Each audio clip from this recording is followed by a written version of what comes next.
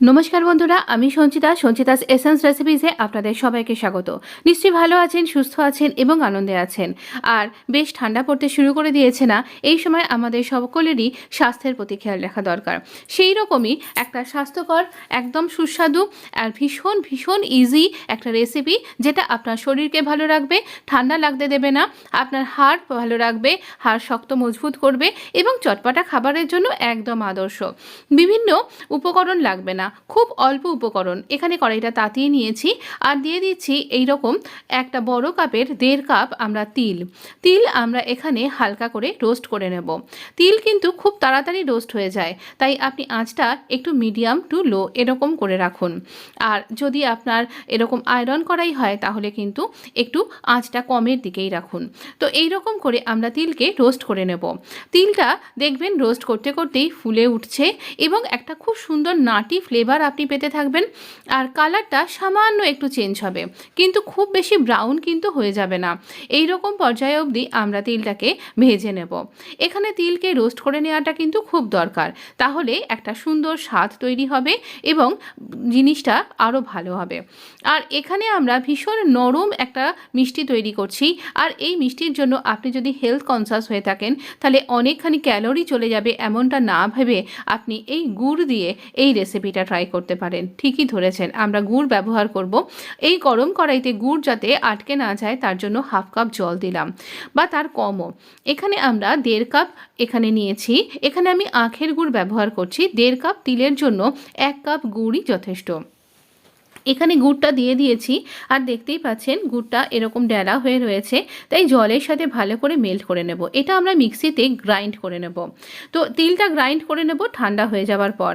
আর গুড়টাতে খুব চটচটে একটা পাক দিতে হবে এমনটা কিন্তু নয়, তবে গুড়ে পাকটা দরকার। তো এই রকম আমরা দারদারা করে এখানে এটা গ্রাইন্ড করে নিয়েছি। আর একটা থালায় এই সুযোগে একটুখানি অয়েল ব্রাশ করে নিচ্ছি, হাত দিয়েই মাখিয়ে নিচ্ছি। আপনি ঘি লাগাতে পারেন। দেখুন এই রকম যখন অনেকটা ফেনা ফেনা মতন বেরোচ্ছে আর খুব গরম হয়ে গেছে বলে আঁচটা আমি অফ করে দিয়েছি। আমি দিয়ে দিলাম এই গুঁড়ো করা তিলটা। এটা দিয়ে খুব তাড়াতাড়ি করে মেশাতে হবে। এবার একটু পাক তো লাগবে, তাই আঁচটা আবার আমরা অন করে নিচ্ছি। তো এখানে একদম লো ফ্লেমে এটা কিন্তু তৈরি করতে হবে, নাহলে গুড়টা বেশি তেঁতো হয়ে গেলে খেতে ভালো লাগবে না। তো এরকম দেখছেন তো খুব তাড়াতাড়ি কিন্তু এটা হয়ে যায়, আর ইজি প্রসেসে কিন্তু এটা হয়ে যায়, আর ভীষণ খেতে ভালো লাগে। আপনি নিশ্চয়ই লক্ষ্মী পুজোয় তিলের নাড়ু খেয়েছেন, এটা তার থেকেও বেশি টেস্টি। তিলের নাড়ু অনেক সময় কটকটে হয়ে যায় আর শক্ত হয়, কিন্তু এটা একদম নরম। আপনার ছোট্ট বাচ্চাটাও এটা এনজয় করতে পারবে। একে না তিলের গাজাক বলে। আর এটা মহারাষ্ট্র, পুনে এই সমস্ত জায়গায়, ব্যাঙ্গালোর এই সমস্ত জায়গায় রীতিমতন মিষ্টির দোকানেও এটা বিক্রি হয়। তাই আপনি নির্দ্বিধায় এটা কিন্তু ট্রাই করতে পারেন, পশ্চিমবঙ্গে বসেও বা দেশের যে কোনো প্রান্তে। আপনি ওয়েস্ট বেঙ্গলে থাকুন, আপনি ভারতবর্ষে থাকুন কিংবা ভারতবর্ষের বাইরে, আপনি নিজেই তৈরি করতে পারবেন এই রকম সুস্বাদু একটা মিষ্টি। তবে হ্যাঁ, নলেন গুড়টা এখনও ওঠেনি, সেই গুড়টা যদি ওঠে তখন আমরা সেটা দিয়েও ট্রাই করব।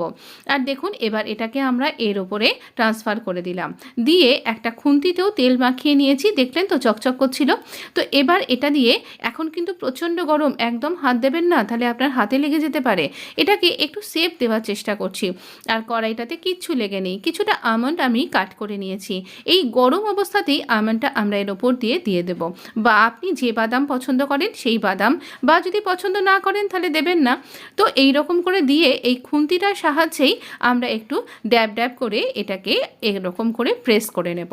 তাহলে এই নাটগুলো এর মধ্যে আটকে যাবে আর খেতে খুব ভালো লাগবে। দেখতে যে ভালো লাগছে বুঝতেই পাচ্ছেন।